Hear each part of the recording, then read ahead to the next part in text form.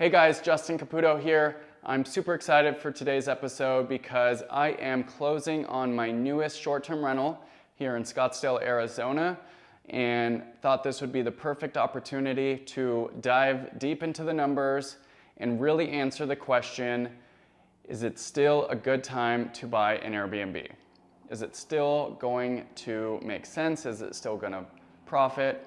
So we're going to find out in today's episode as I dive deep into the numbers and really answer that question. So a little bit about the property. It is a 4-bedroom, 2-bathroom house, single family, 2-car garage in Scottsdale, Arizona, near the Old Town area. If you're not familiar with Scottsdale, it's kind of the downtown area of Scottsdale where most people go to visit that are visiting Arizona. It has the highest demand and kind of where I focus in on my STRs.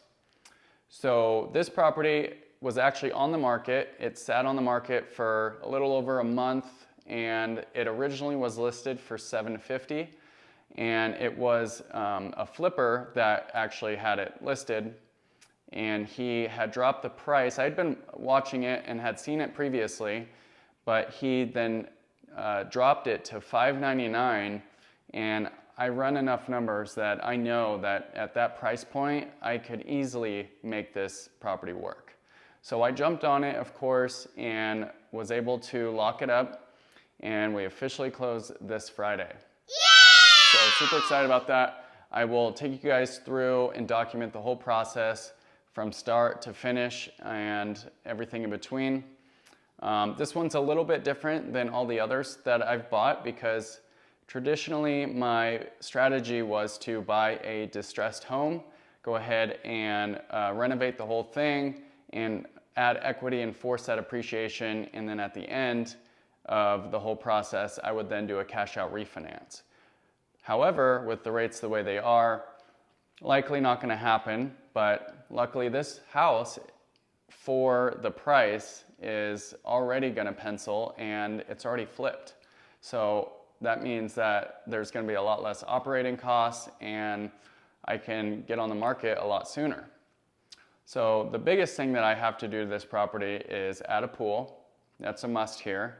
And during that process, because that will take 3 to 4 months from start to finish, that will give me time to design and furnish the whole house. So by the time the pool's done, I'll be ready to go. So let's get to the numbers and see if it's still a good time to buy an Airbnb in 2024. All right, so as I said, I bought this property for $599, and luckily I'm an agent, so I'm able to use all of my commissions to go towards the closing costs or to the price, however I feel fit. So I was able to get a loan program that offered a 10% down, so that's $60,000 that I'll be using for the down payment. And then my closing costs will be around $5,000, let's say, if I choose not to use my commissions towards them. So that's $65,000, and then the pool cost is going to be around $50,000. And then the whole setup, the furnish process, will be around $35,000. So all in, out of pocket, I'm at $150,000. So that kind of gives you the out of pocket general idea of where I'm going to be. And then let's break down the expenses. So my PITI, my principal, interest, taxes, and insurance, so my monthly payment is a little under $4,000, but for easy numbers, let's call it 4. So I'm at 4 there, and then utility costs, because we are in Arizona, they tend to vary pretty dramatically in the summertime.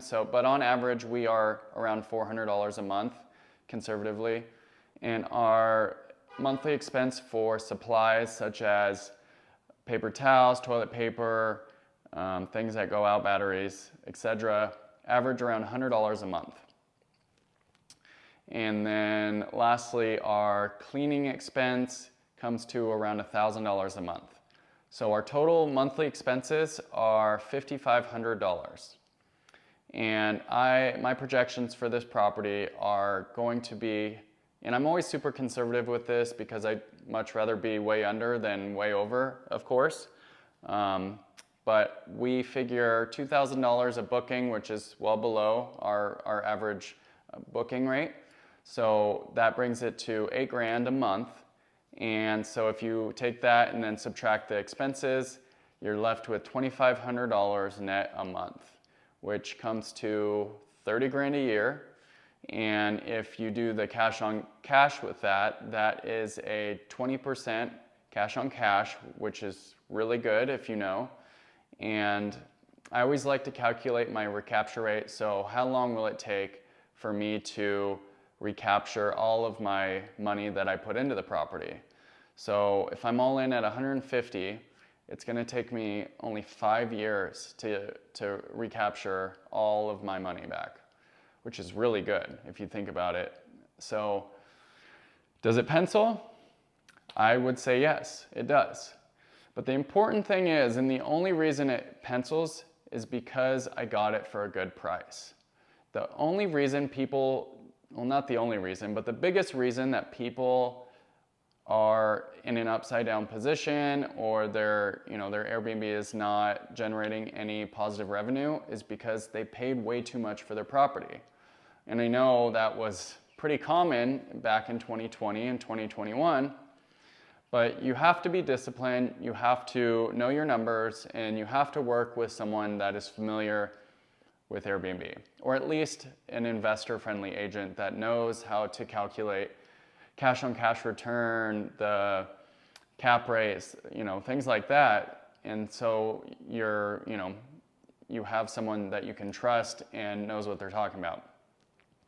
I can't tell you how many times I've gone around to help or work with a client that just closed on a property, and I could see immediately that they overpaid for this property because what they need to make every month was nowhere near where they're going to, and they're going to be negative majority of the year. So the most important thing is make sure you don't overpay for a property. Run your numbers. Don't rely on sellers or an online calculator to run your numbers.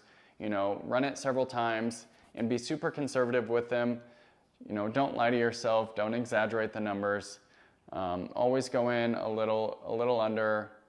Build in that buffer just in case something happens, because things always do happen in this industry. But I'm super excited about this property. I feel like I got a really good deal, and if I got it at a really good deal, you could too. I mean, this house sat on the market. There was no secret. There was no being in the industry. I didn't have someone tell me about it. It was sitting on the market for several weeks. So anyone else could have picked it up as well. So, take that into your market, run your numbers, and make sure that you're not overpaying for properties. But to answer a lot of people's questions, if Airbnb still makes sense in this time, in this environment, I would say yes. Just run your numbers. All right, let me know if you guys have any questions. I'll be sure to document the process as we set up the house, we furnish it, get the pool bill, all the fun stuff, and all the way through launch. I'm really excited about this one. We already have a theme, and it's out of this world. I've never seen anyone else do it, and I just know it's gonna create a lot of buzz, and it's gonna be a good one. So I'm super excited to show you guys. Please like this video, subscribe. It really helps me out and the algorithm. And the more you help me, the more that I can share more insights and value with you. So stay tuned for the next video. We'll be dropping every Tuesday, and don't hesitate to reach out or follow me for any questions. See you on the next one. Happy hosting.